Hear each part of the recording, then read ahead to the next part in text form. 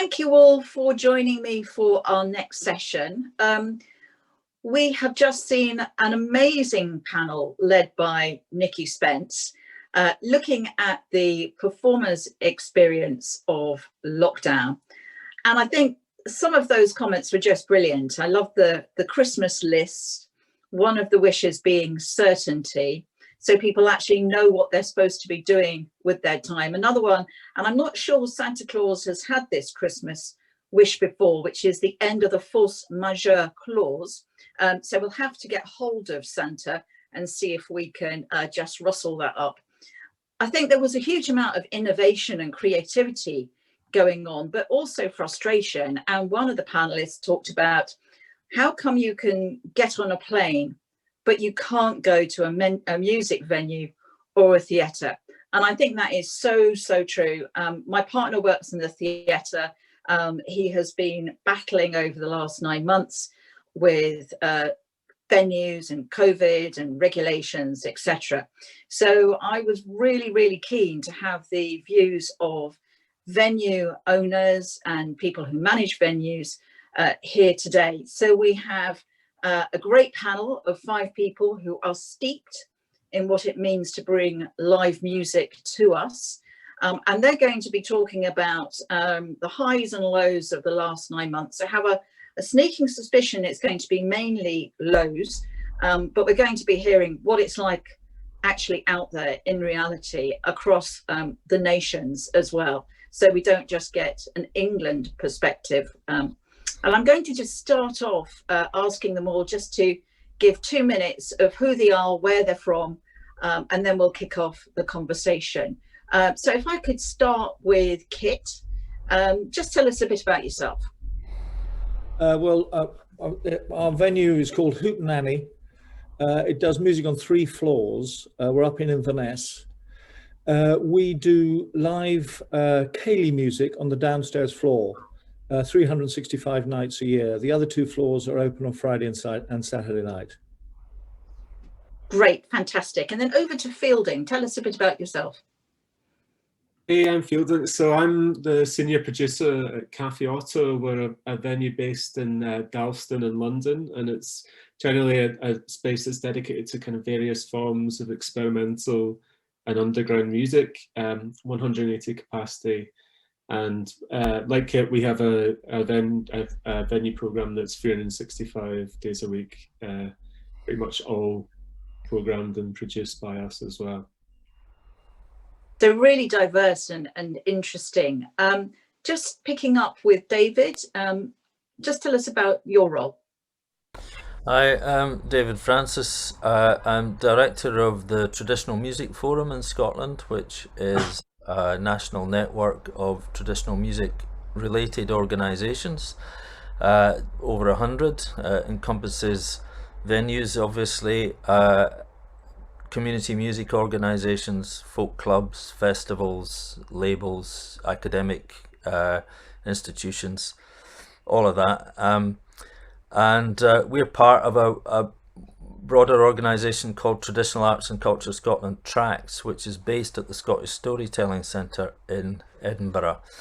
And we co-programme events at the Storytelling Centre, which has a 100 capacity small theatre and an open court space as well on one level. And I'm also involved in the folk club in Edinburgh, so can speak to several different perspectives there. That's great. I mean, it's good to get the perspective of some of the smaller venues out there. Paul, just tell us a bit about Grand Electra. Yeah, we're Grand Electra in Hastings. It's a grassroots venue, sort of middle of the town centre, which is depleting rapidly. So yeah, we cover, again, performances, DJs. It's an underground nightclub, so it's got a real sort of vibe about it. So yeah, we're down here and we're closed. Right. Okay. We'll come back to that. And then just on to you, Tom. Hi, I'm Tom McKinney, and I'm the programme manager at Music in the Round, which is based in Sheffield. We're a chamber music organisation we don't have our own venue, so I guess I'm quite unique here, but we work closely with the Crucible Theatre in Sheffield And we also have partnerships with venues all over the country. The idea is that where there isn't really, in places in the country where there isn't really a chamber music provision, we go there and work with venues and put chamber music on. But I also do other things which feed into this as well. So I work at Radio 3. I teach at the Royal Northern College of Music, which is also a performance venue. I also programme concerts at Kettle's Yard Art Gallery in Cambridge. And I'm sometimes, but not very often anymore, a musician myself. I'm a guitarist. I've played quite a few times at Cafe Otto, actually. Oh, right. Brilliant. Okay. So, yeah, I mean, I'm different here, I suppose, today, in that we don't have a venue. But as you'll find out, that's not necessarily been a problem for us. In fact, it's been a definite plus, actually. But we'll come on to that. Yeah, well, that's an interesting perspective. So just going back to March, when the lockdown started and the Prime Minister told us that theatres were dangerous places, do you remember where you were at that moment? What were you doing? How did the news come to you? Can I start with Paul? Do you remember that? Yeah, I think we were all sitting around the bar waiting for Boris to give the announcement, sort of thing. But I think we sort of already knew, maybe 4 weeks before, that this was something that was going to escalate to, sort of a pandemic sort of size crisis. So it didn't come out of the blue. If anything, it was 4 weeks too late. Really? Why do you say that? Well, I just think that it was so prominent in the news and, through January, and like saying, a lot of people were, sort of showing symptoms, to be honest with you. I think it's that time of the year. So there's obviously the flu as well going around. So I think that it was something that we knew was needed to be quelled very quickly. And obviously we could see that through the news and the media that that wasn't really happening. And then here we find ourselves, 8 months, 9 months later, still suffering from some of the incompetence that has been shown from the government, really, in the way that we've been handled, I think. Yeah. So going to Scotland, you obviously have a different government up there. Can you remember the lockdown in March when that happened, from your perspective? Kit? Yeah, I mean, it wasn't an event when it happened, just the announcement. I agree, we already knew it. And we're sitting ducks. We're an obvious target. We're filmable. It's like we're in a situation where the appearance is very different to the reality.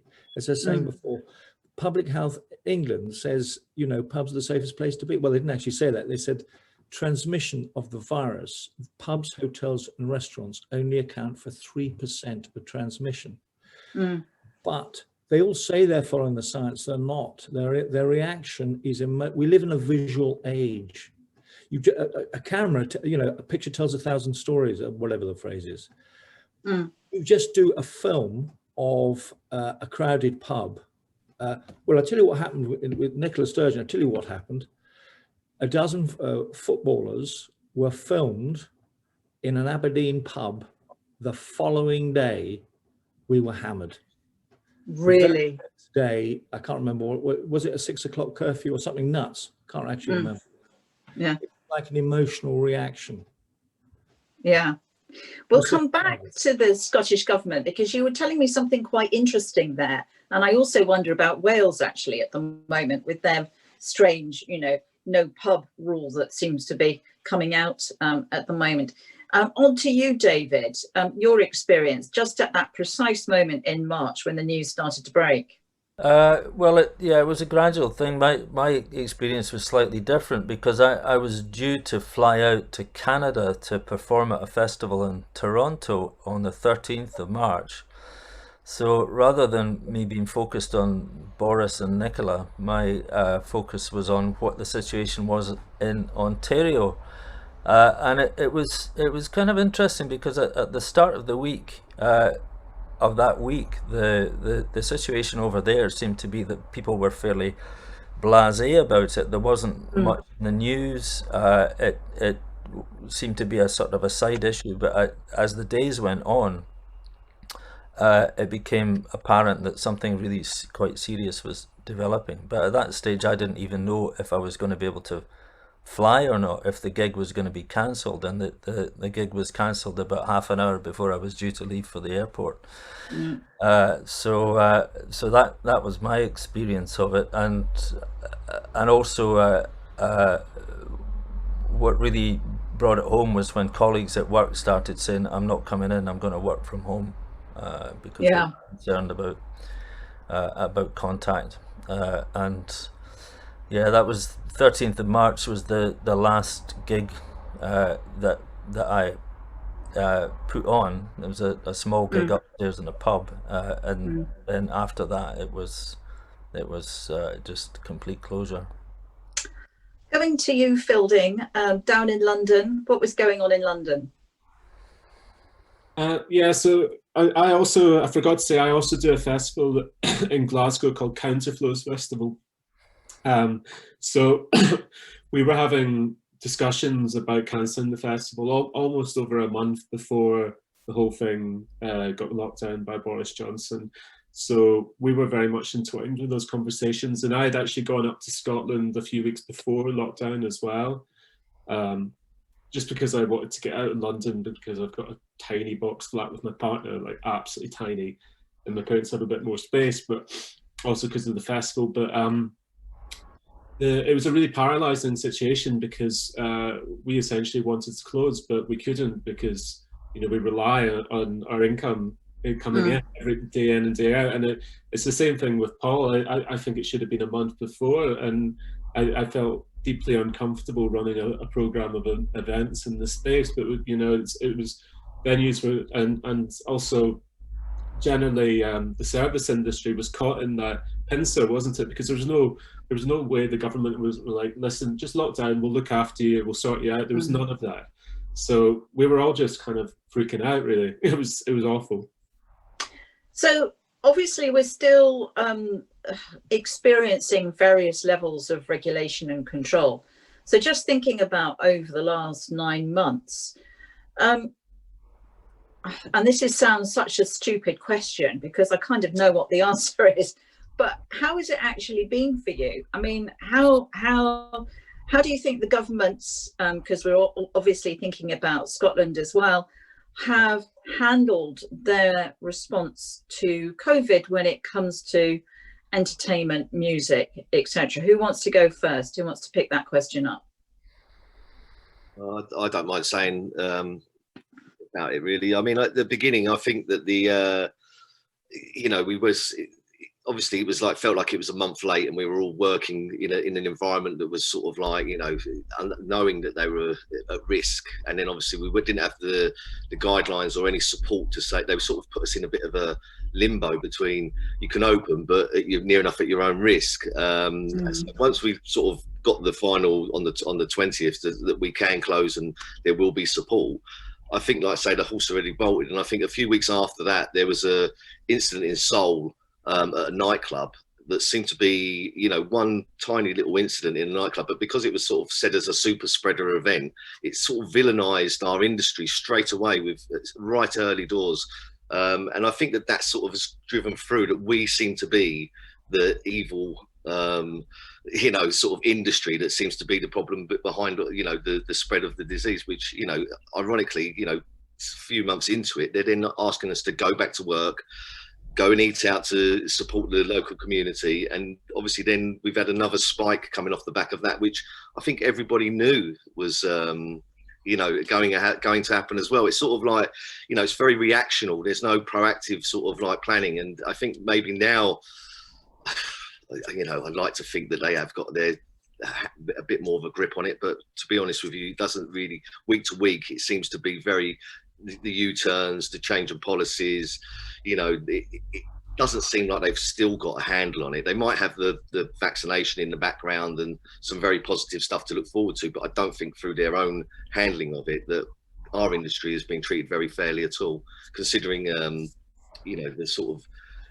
the sort of mass closure, the restrictions in numbers, everything we've done since, which has sort of been outdoors, seated and food, and it's been so restricted that there's no money in it. So you're not touching the sides of any of your fixed costs.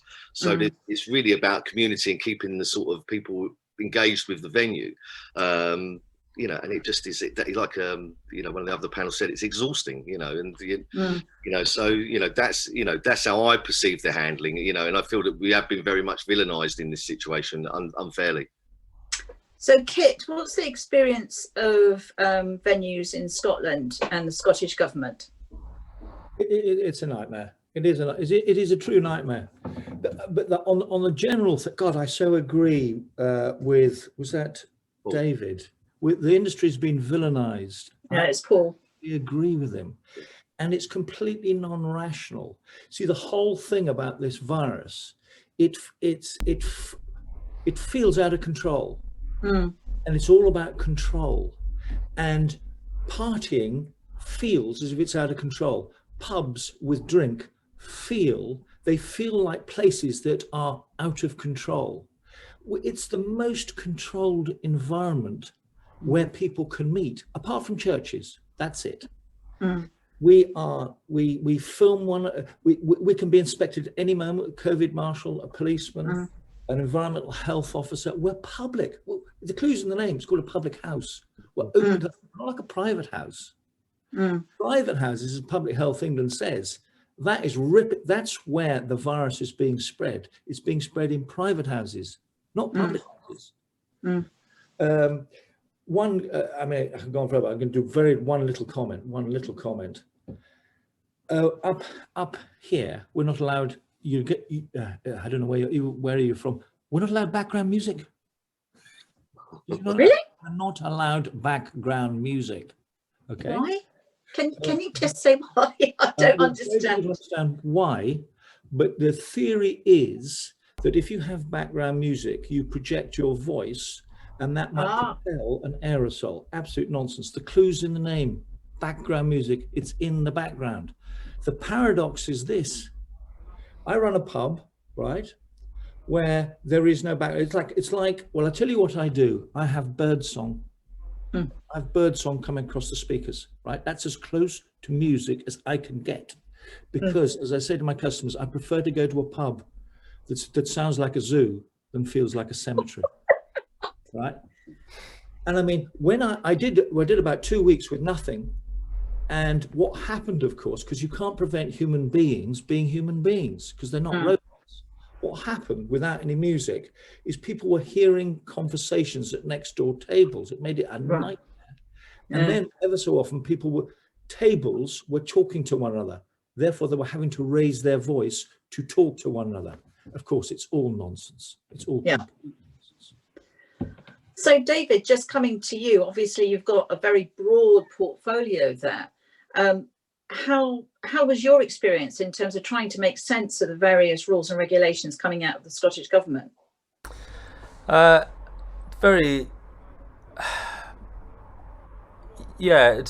hard to keep a track on it because the Nicola Sturgeon does daily briefings, as you probably know, and probably fortnightly or 3 weekly reviews. So the guidelines were continually morphing. So it was always very difficult to keep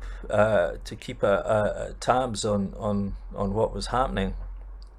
I think just picking up the Paul's point about the UK government, I think part of the problem is that this current government is constitutionally unable to recognise a directive role for the state in cases like this of emergencies. It just goes against every grain of their ideology, and I think that's partly responsible for the poverty of the response to this particular pandemic. It's kind of different in Scotland, where we maybe have more of a kind of socialistic outlook. So the government there has been a wee bit more directive and more controlling, arguably too much so. And I think as well that somebody was talking about following the science earlier. The trouble is that because the the clinical directors and the public health people have a great deal of say in this, is that you know, it's like if you're a hammer, everything looks like a nail. So if you rely exclusively on public health professionals, they will constantly point up the problems and not actually see the any potential leeway that there might be. And just how, and anybody answer this question, just how easy is it to make money from a music venue? You mean in general? Yeah. How easy is it? What are your profit margins like? Anyone? It's love money. Non-existent, almost. Please. I mean, the thing is, I think the government thinks that these venues are going to sustain themselves constantly through whatever kind of times we face. And I think this legacy of self-sustainment is something that's really dangerous in the UK, and it's predicated on the basis that we're all in a kind of nepotistic, kind of middle upper class industry. Actually, we constantly exclude numerous people from our industry because of this, and numerous people can't access the industry because of it as well. Yeah, so, I keep on about this. Yeah, well, just let's go through, if somebody could just have a go at margins. So just talk us through margins and what capacity you need to even break even. Who wants to have a go at that? I know it's quite technical, but it's quite important as well. Paul, do you want to have a go at that? Well, we're putting on some shows now that we've got the restrictions have been, you know, relaxed, and we can put the shows together. We were capacity of 480. We're down to 50 seated. You know, we need to hit sort of 300 to make it financially viable on a live music event. So, you know, working it out from there, really all I'm doing is making sure that the staff are motivated and keeping in work for Christmas, that the community and the town have got something to experience. But the fixed costs and, you know, and all of the big bills that, you know, the club is sort of occurring every day or every week, it doesn't touch the sides of them. So there's no money in it. It's until we get through this or get more support from the government to see us through where the, I suppose the Arts Council grants, you know, which we weren't eligible for. If we had had that, we'd have been okay till March, and then we could have looked forward to, you know, pushing on into the spring, summer. But yeah, current circumstances, there's no margins to make any money. It's just about community and well-being, really. So how, and again, open to anybody, how can you justify, I guess, putting on music, live music, or even stream music, if you just can't even break even? I mean, financially, it doesn't make sense, does it, as a model at the moment? Can I hop in here? Yeah, because, go for it, John. I mean, because obviously we work with lots of different venues. I mean, it literally is the case of, for example, we put on concerts, say, in Doncaster. If it wasn't for us, there would be no other chamber music in Doncaster. It's not like there's not an option. We're not one of many. You know, that is it. We are chamber music in Doncaster. Yeah. It's whether it's a value judgment. Is it worth having that in Doncaster? We genuinely believe it is worth having in Doncaster. We genuinely believe that every reasonable sized place in this country and all the nations should have a chamber music provision of which people should be able to access. And it's amazing, actually, even the size of some cities that don't have a chamber music provision. For example, we put concerts on in Newcastle-under-Lyme, which is effectively part of Stoke-on-Trent, a very big city that just doesn't have a chamber music. It has a large orchestral concert hall. It doesn't have chamber music. It doesn't have small-scale chamber music. But you know, you can't do this without some support from somewhere else. You simply can't do it because you can't get. You know, we don't just want to do this for the sake of it. We want to give the venues and these places in the country the very best chamber music as well. And that involves booking the best artists. And booking the best artists costs money. you know, and you're very often doing it with a bit of risk because you're putting these great artists into places where you know you're not initially, you want to build the audience over years and build a relationship, but to start out, you're going to get some concerts which have poor attendance. It's just the nature of the way it works.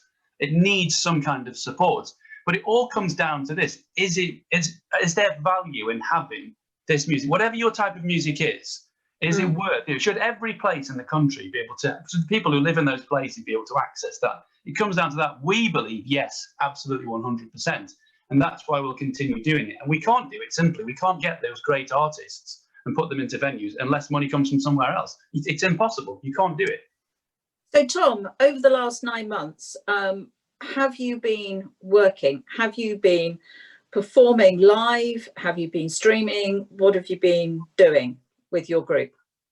So, I mean, so at Music in the Round, we have a group of 11 resident musicians called Ensemble 360. And most of these players are principals in the top British orchestras. Actually, some orchestras on the continent as well. So we have access to this resident group of musicians. When you said about what it was like back in March, we planned right up until the second we were told we couldn't do it. I mean, even though we could see what was happening in Italy, and then it spread to France, and you could see it, like this kind of like, you know, these dominoes all falling, they're all heading towards the English Channel. You could see what was going on. We ignored it and we just carried on, you know, just plan. You've got to do something, you know. And it was finally like we hit this brick wall of regulation where we couldn't do it, you know. But I think there was still a belief that we're going to do it still. We're going to carry on. But we couldn't. And it was too late to plan what to do with the rest of our concerts for the spring season. So the concerts that we got put on for March and April, we couldn't do anything about it. We had to cancel them. Postpone them. We are going to reprogram them in future seasons. But we also put on a big chamber music festival in Sheffield in May, the Sheffield Chamber Music Festival. And for that, we immediately set about what can we do in terms of kind of some bespoke content. It wasn't just a case of live streaming. It was what can we do that satisfies our audience demands? There's people that would have come to that. What do they want? Do they want live streaming? Do they want to just see a concert presented like that? Or do they want some kind of something slightly quirky that matches what their needs are, that works well with the musicians and works well with the venues that we've got? So we created some bespoke content ready for May. But we couldn't do anything about March and April. We just had, because we didn't have the provision at the time to live stream or it was all too soon. It was too abrupt. To kind of hit that wall of legislation and regulations and lockdown, and you couldn't really do anything. And I remember that kind of awful 2 days, which was just spent cancelling stuff. I'm sure everyone remembers that. Kind of those 48 hours of every single thing is cancelled, you know, and phoning artists, phoning venues, phoning agents, you know, and just cancel, putting messages out on Twitter, putting messages onto your website, Facebook. It was really depressing. And I'd say the biggest challenge actually has been motivation, actually. Yeah. It's been that, because there's not been any clarity. I think we don't know when we're out of it. And it's just that sense of how do we keep going? What do we do to keep ourselves motivated, our colleagues motivated? That's been the really hard part, I think. So just thinking about the last few months, say the last 4 months, so to date, have you been putting on, all 5 of you, have you been putting on any live music or streamed music? What have you been doing? Tom, I'll come back to you first. So we planned an autumn COVID secure concert season, which we moved to a different venue. We couldn't do it in the Crucible. It wasn't possible. It wasn't safe. So the Crucible is closed. So we moved across the road to a place called the Upper Chapel, where we have a good relationship with them there as well. And we were able to put on only 56 audience capacity. So we were doing 2 concerts a day, a 1 p.m. concert, a 7 p.m. concert. The artists really, really, really flexible with us and took the same fee for 2 concerts in a day, which was amazing. So we did that. We got 2 concerts in Sheffield, 1 concert in Doncaster, and then we had to scrap it all again. So we got 2 concerts in, but we are back on Saturday in the Upper Chapel again. We plan to have an audience in. That can't happen because Sheffield's gone into Tier 3. Yeah. So we scrapped that again, but we are live streaming that on Saturday because we've taken that time to really get our skills within the organisation up to scratch. build our contacts, and we now believe we're in a position where we can present a really good live streamed concert. I think if we'd gone back to March, all we could have done really is put a camera at the front and hope for the best, which is, okay, it's fine. But now we've taken the time to really think about what we can do and how we can present it really well. And we're ready to go with a live stream on Saturday now. So we had to do something. I say that motivation. And I'm very, very lucky that the people I work with and our chief executive, Joe Towler, has just really supported us in getting us motivated and thinking of, how we're going to come back out of this, because we will come out of it. And what are we going to do when we finally can? Okay, so moving across the country to Cafe Otto, have you been able to do any live music or streaming or whatever over the last 4 months? Yeah, so we got the Cultural Recovery Fund, which has been, to be honest, if we didn't have that, I don't think we'd be able to do anything whatsoever. And I think it's important to understand that without that, things wouldn't happen. So we see this as an opportunity to support our community. Just as a brief aside, I feel like there's a lot of talk about supporting venues, but there's also very little talk about supporting artists themselves. And I think artists do make venues after all and make them what they are.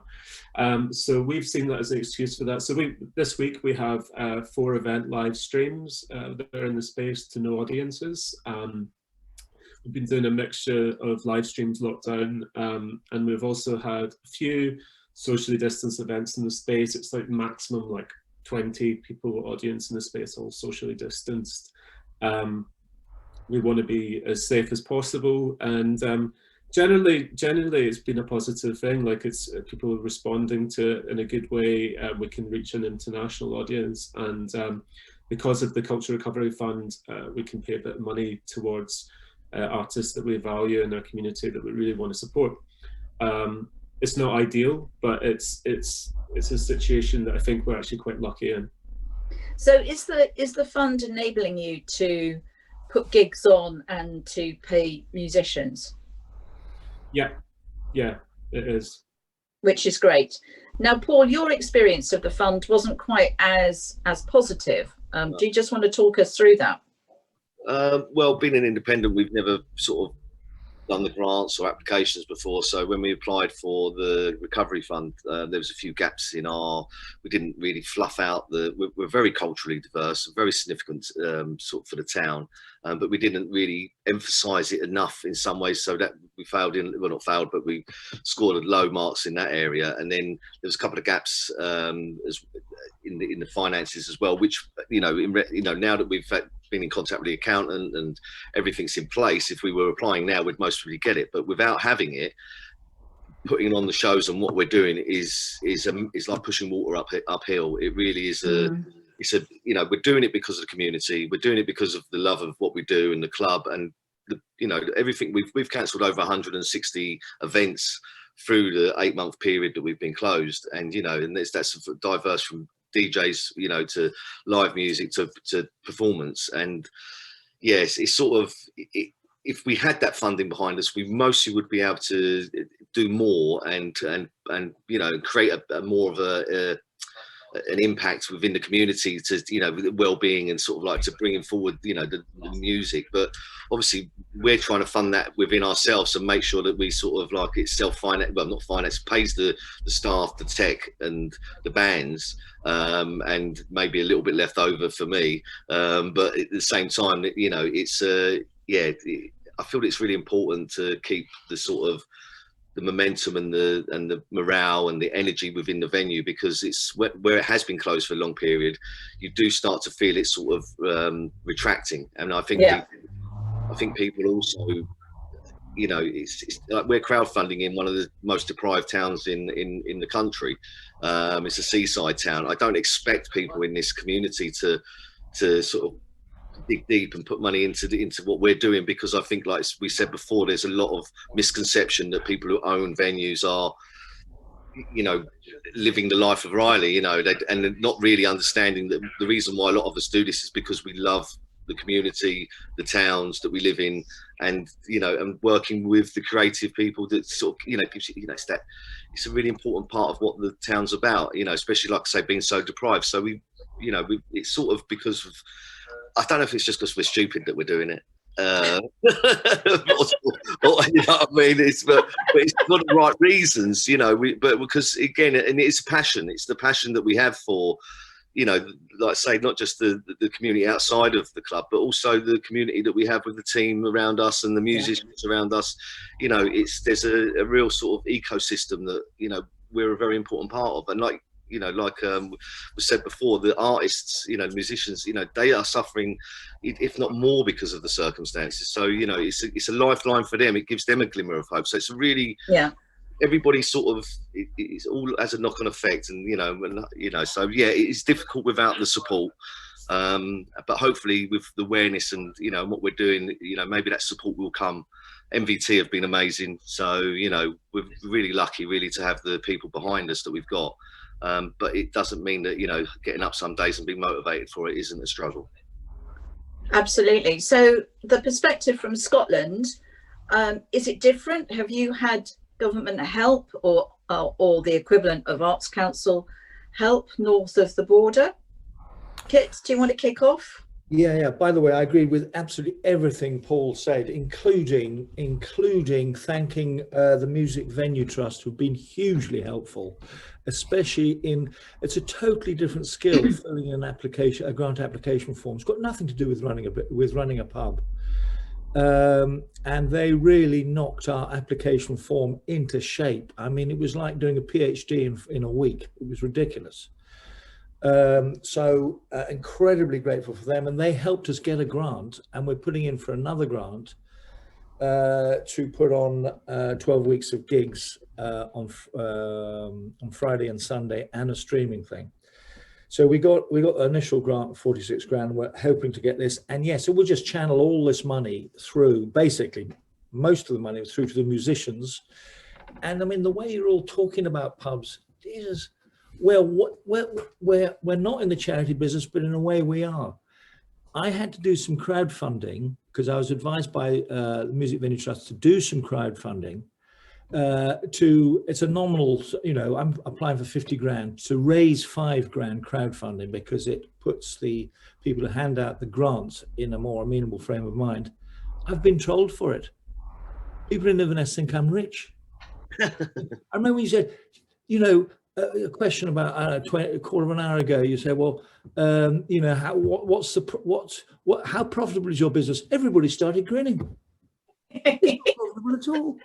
Everybody just shrugged their shoulders and started smiling. I mean, we're full. I mean, look, what somebody said, I can't remember who, David, I think, he said, his capacity is 400. If he sells just under 300, he's beginning to lose money. To have a 75% capacity, whenever you put on a gig, it's a nail biter to see who will turn up. And you can you can put on some gigs and 600 people want to come. Well, you can't take the extra 200. You put on another gig, only 200 want to come. Well, you've just lost money. You've lost the money that you made on the 400 gig. So yeah. I must admit, having been married to my other half for 20 odd years, and he's run lots of different venues, I have lived the terror of those, are we going to get people through the door? Are they going to turn up? Am I going to have to pay my staff from the money in the bar? That was a particularly exciting Christmas. I remember that well. So I'm absolutely with you on all of this. So David, your experience from the Scottish government, have you had any support? Yeah, the Storytelling Centre got some initial support from the Scottish Government Fund. The Scottish Government actually made money available before the 1.57 million Cultural Recovery Fund came from Westminster, and 97.5 million of that was allocated to Scotland. But some of the venue support came before that 97.5 million was available. And there's been a second round of venue recovery money has come from that 97.5. So yes, we were able to access that money, but some of that money, but only enough to keep us going until the end of March. And in the meantime, in the early part of the pandemic, the centre staff were all furloughed, came back to work a few weeks ago, and are now part-time furloughed again. They're working 2 days a week and furloughed the rest of the time. Largely because the furlough was extended recently. So, I wanted to just highlight. It kind of ties in with something that Tom and Paul were saying about local ecologies, about communities, about provision in places where there's very little provision. And you said earlier that you wanted to hear about kind of raw experiences of how people have experienced this pandemic. A lot of musicians nowadays are quite entrepreneurial, and there's two musician sisters in Kirkwall in Orkney who set up a venue which is also a teaching facility. It's a cafe, it's a shop, and so on, and we're doing that very successfully in a building that they rented from Orkney Islands Council. They were forced to close in the pandemic, but they were paying commercial rents for the use of the building. And of course, as the pandemic went on, the rent arrears went up and up and up and up. They tried to negotiate a rent holiday with Orkney Islands Council, no go. They tried to negotiate a month-to-month rental, a peppercorn rent, no go. They tried to negotiate a retrospective termination of the lease, so that they would only pay the rental up till the point that it was said to have terminated, no go. So of course they've been forced to close with large debts that they've incurred, and no support at all from that Islands Council. And the upshot of that is that an entirely viable, successful venue and business has been forced to close. But just echoing Tom and Paul's point, a crucial part of the music ecology of that town in Orkney has been severely damaged, and the music infrastructure in the islands has really been badly undermined. And ironically, that's in a part of the country that is now in Tier 1, which is the one with the fewest restrictions. So that's a really quite a shocking and heartrending example of how the pandemic has really wreaked havoc. And it's quite shocking that Orkney Council haven't done more to support a venue which is so important to the local community. Yeah. And I guess I just want to kind of cover two last questions, because we're beginning to get closer to the end of our session.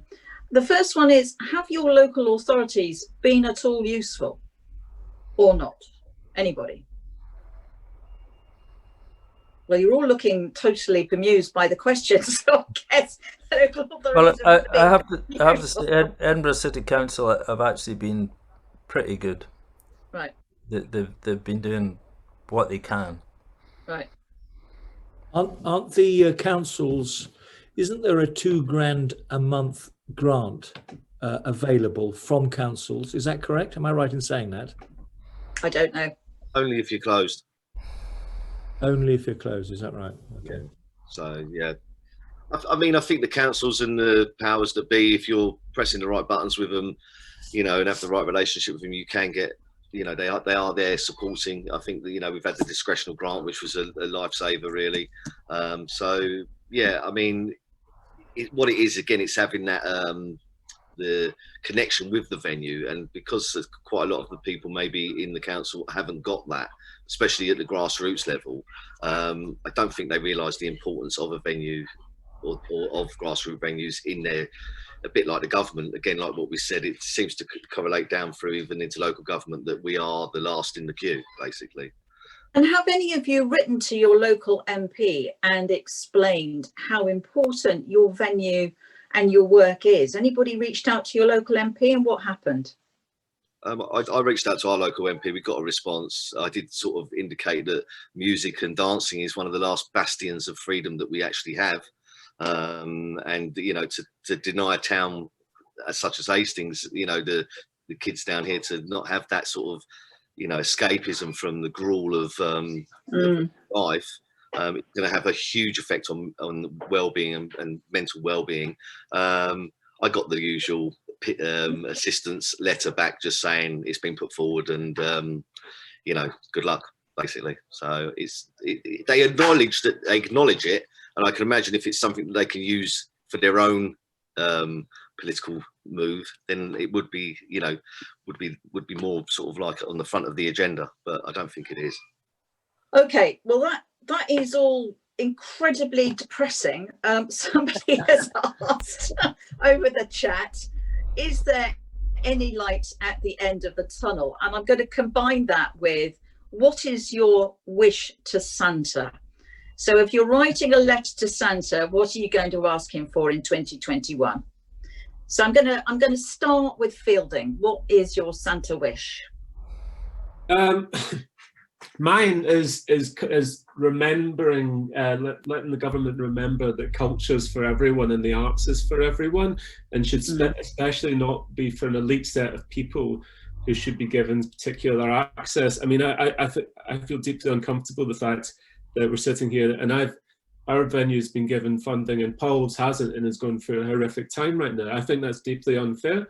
And I think these divisions exist in so many different quarters of the music industry. So we're talking from education, we're talking from class, and we're building it right upwards to how the industry works itself. It's a deeply unequal, inequitable industry, and I think we could all do to remember that the arts and culture should be for everyone. We should all be able to access it. We should have venues that exist that can make it thrive, and we treat the people that we work with, so artists, as workers. Absolutely. I would totally agree with that. I mean, from the ISM's perspective, what has become painfully clear is that musicians are woefully unprotected because of their freelance status, and there is very little safety net for them. And although we've seen the self-employed scheme come out in various shapes and forms, it's actually very difficult to get any money out of it, and there's lots of exclusions. So we've ended up with a huge number of musicians totally unsupported, and they're now doing other jobs. You know, they've now gone off and you know, not surprisingly, they're working for Amazon or Sainsbury's. And are we ever going to see them back? Are we ever going to see them back? Tom, your wish for Santa? Just some clarity and some consistency from the people that give us these rules that we have to follow. Would be absolutely amazing. I think everyone understands that we've got to do as much as possible to stop people from dying. I don't think anyone's denying that. What I think, and right at the start, you know, we were talking about those inconsistencies. It's not acceptable, actually. It's really, really, really not on. And you talk about local authorities. I mean, our MP is, well, for Sheffield is Dan Jarvis, but he can only kind of provide the support that he gets from higher up. Yeah, you know, he's wonderful. We have a culture consortium in Sheffield, of which he's part of, but we can't. You know, he can't tell us. He can't go over the government. You know, this starts from the top, and there is no clarity, and the inconsistency is what's made this so difficult. And I think that, you know, the fact that certain things which seem to be very unsafe were allowed to reopen, and certain things which seem to be a lot safer weren't allowed to. I'll give you an example. I mean, I went to watch a concert in Leeds in the town hall, which has an enormous capacity, but because of COVID restrictions, it was down to something like 90 people or something to keep the social distance. It's an enormous venue. I went to watch a concert in there. I walked out onto the hedgerow, and it was packed with everyone out getting pissed on a Friday night. Yeah. That is what none of us can understand. It's that inconsistency. If there was just some, and there's never any explanation for it. And what we need is clarity. If we have a sense that we are all in it together, you know, whatever that entertainment, whether it's sport or whether it is the hospitality industry or whether it's live music or whether it's theatre, we get a sense of we're all in it together, because it doesn't feel like that. And it would be wonderful if we had that sense that we are actually in it together, common purpose and real clarity on regulation, so we can actually plan, so we can actually have a strategy of what we're going to do when we get out of it. Because at the moment, as I say, it's just fog and it's just haze. So my wish to Santa would be that someone gives us some clarity. I think also there is something in there about talking to your MP, even if you just get a standard letter back. And we get stacks. I mean, we do huge amounts of communications into government. And we sent in a letter signed by 2,500 musicians about the self-employed scheme and trying to get it extended. And, you know, we just get a pro forma acknowledgement, but we just say, well, sod it, we're just going to keep going. And I think you just have to do that, even though it's a thankless job. Sometimes you're not sure anybody is listening to you at all, but you have to keep going. Otherwise, you get the Fatima advert. You remember the Fatima advert, and her next job is in cybersecurity. And somehow we have to cut through all that rubbish and try and get our messages through. So I'm coming on my screen down to Kit. What is your Christmas wish from Santa? My Christmas wish is very, I agree precisely what Fielding said. I mean, to be honest, without culture, life is telework bed, you know. Mm. So my Christmas wish is that Britain would become as civilized as France and Germany, who encourage the hospitality trade and everything that goes on culturally. And they have 6% VAT for pubs, hotels and restaurants. So that's called civilization. Yeah. And that would be my wish, that Britain would follow France and Germany's example. Absolutely. I absolutely agree with that. And it's something we can all ask our MPs to lobby for. Good thing to get them doing over Christmas. David, moving across to you, your Santa wish. I think my wish would be that the experience of the pandemic has demonstrated just how important music is, and that once it's all over, that there'll be an enormous explosion of music making right across the country. And that venues will be filled, and that there will be new venues found, and musicians will be able to restore things back to something like a fulfilling life, without having to think about where the next penny's coming from. Totally agree with that. And I think the frustration from the ISM's perspective is all aspect of a musician's life were being hit. You know, we were hearing from the venues, but we were hearing from church musicians as well, you know, that they weren't allowed to play the organ or to sing, or, you know, so, and they were being let go by the Church of England. They were being made redundant by the Church of England. And I kept thinking, surely the Church of England's got some money, or they could at least furlough their singers. What is going on here? So more work to be done. I think, Paul, Christmas wish. Christmas wish is, I say, save our venues triggers the Arts Council to save the 30 in the red zone, and they, you know, release the funding to the venues that are really sort of in desperate need over Christmas, because I know the stress levels for those venues and the owners and staff are going to be in the red. So yeah, hopefully the save our venues triggers the Arts Council to save the venues that need saving. Great. Anything else anybody wants to add? Any positives out there at all? Anything good? Can I pick up on a question in the sidebar? Because we've had a question which was, do you think audience tastes have changed during lockdown, or will they change after things go back to normal? Yeah. Well, we're just saying that, you know, the Christmas wish of hope the venues are full again and we're back to appreciating culture and live music. That's something I really wonder about, actually, whether, you know, you look at your model and go, well, it worked before, carry on, as usual, you know, just get through this, whether you use this as an opportunity to transform and change. I think that's the big question that venues and promoters and artists themselves have to ask. And this idea that, you know, we want the venues full, but at what cost does that come with? For example, we were talking earlier about, I mean, Deborah, you saying your husband as well, and that kind of a sleepless night every time you put on an artist or program something which is slightly out of the ordinary about whether that's going to be a financial disaster, whether that forces people now to become more cautious in what they do when they come out of this. That I think it can be a positive. I mean, we could come out of this, you know, with renewed kind of programming ideas, or we might slip back into what we did, only be even more conservative in our taste. That's my worry and kind of hope simultaneously.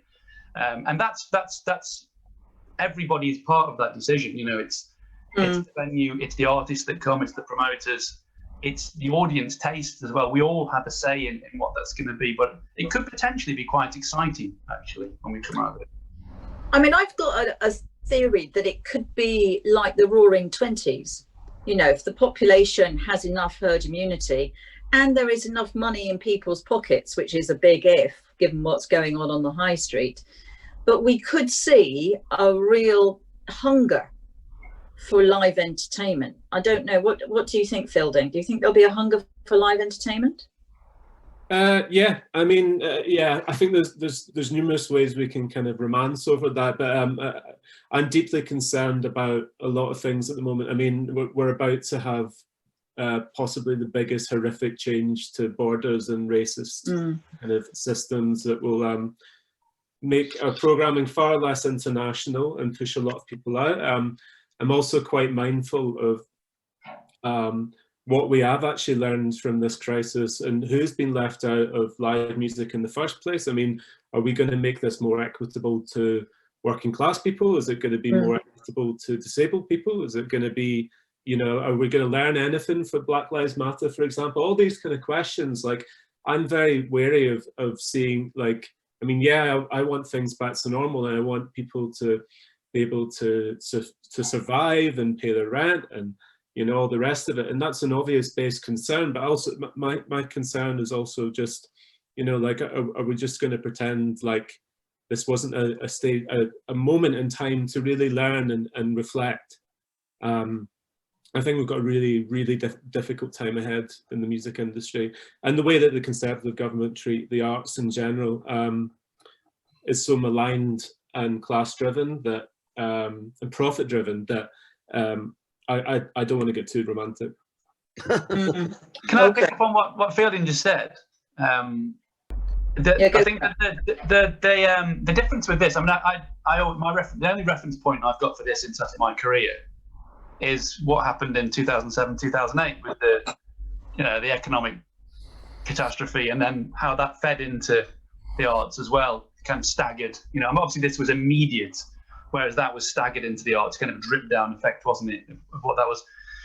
But I guess that the big difference, and in terms of how we come back out of this as well, when it's all over, is that's that horrible thing of kind of capitalism, I suppose, isn't it? That, you know, the weak and the injured will fail, and things like a recession will, you know, prune out the weak anyway.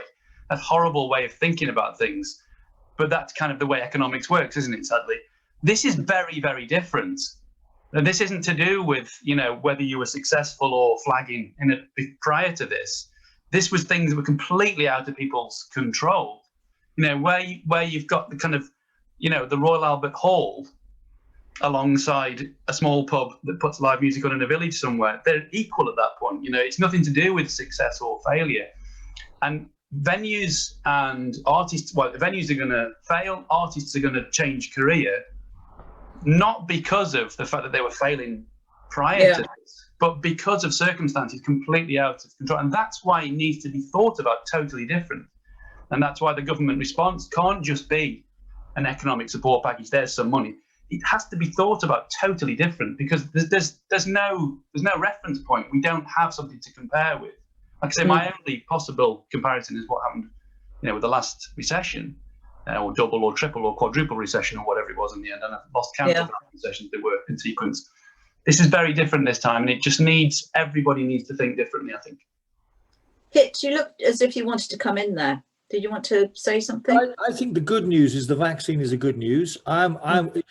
You couldn't be in this business unless you're an absurd optimist, because it's the most ridiculous financially. It's an absurdity.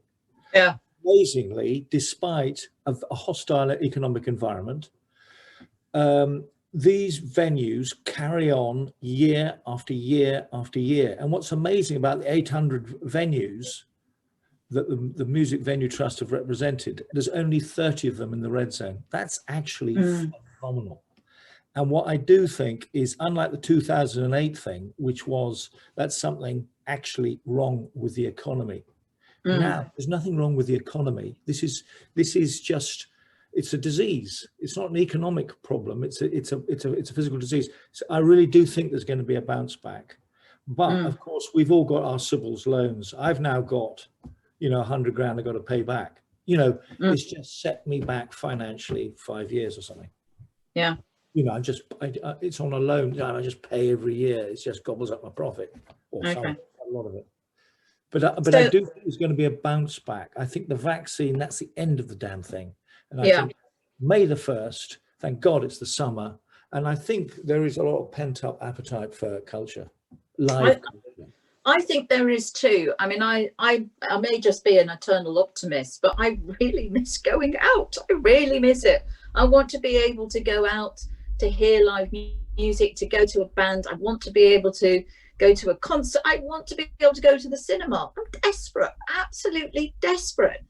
And I'll just tell you a little story. My other half runs a theatre now down in Woking, and he got a call on Friday, is part of the ATG group, saying, Bristol is now shut. Will you take the Panto from Bristol?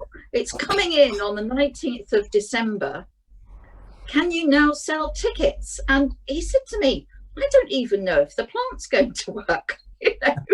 So, I haven't seen him for days now, because he's trying to get the whole thing up and working again. And I do, heart of heart, I think you are amazing people working in the venues, because it's so tough. How you do it, I have absolutely no idea. So, keep going, because we really, really need you. So just little lights at the end of the tunnel. We've got the vaccine. We've got, hopefully, everybody's going to want to go out there and do gigs or whatever. Any other bits of hope, or are we finished on the hope front? Well, any other bits? go on.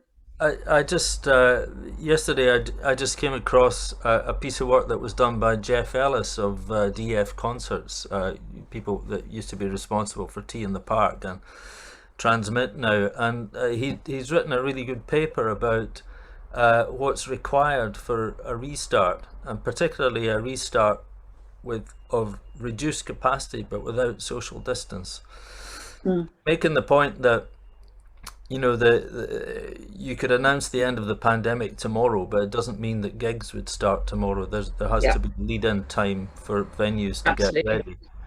But I found a lot of light in that particular document. And it's very measured as well. He talks about the kind of mitigations that are required, but actually making the case that that kind of overly cautious approach, particularly in Scotland, could be set to one side, given the right kind of mitigations. Fantastic. I'm just going to ask the panel, is there anything else they want to add, because we're running out of time now? The only thing I'd like to add is to sort of like to highlight the MVT and all the work that they've done. Bev and Dave have been, amazing, really, sort of thing. Bev and Mark, sorry, have been amazing. And so yeah, if anything that's come from all of this is the community that has been, sort of supporting us all the way through with the MVT. It's been sort of like, without that, I think we would have mostly had a lot less hope going into Christmas. So yeah, thanks to them, really. And I think also that just highlights that the musicians need the venues and the venues need the musicians. We all need one another. It is very much a codependent relationship, but a good codependent relationship. So lots of things to ask Santa. he's going to be very, very busy already, 2 sessions in. So I'd just like to thank this fantastic panel, and I wish you all, from the very bottom of my heart, all the very best for 2021, and keep doing your brilliant work and keep the faith, because we need you all. Thank you all very much indeed. Thank you. Yes, thank you very much. Thank you. Well.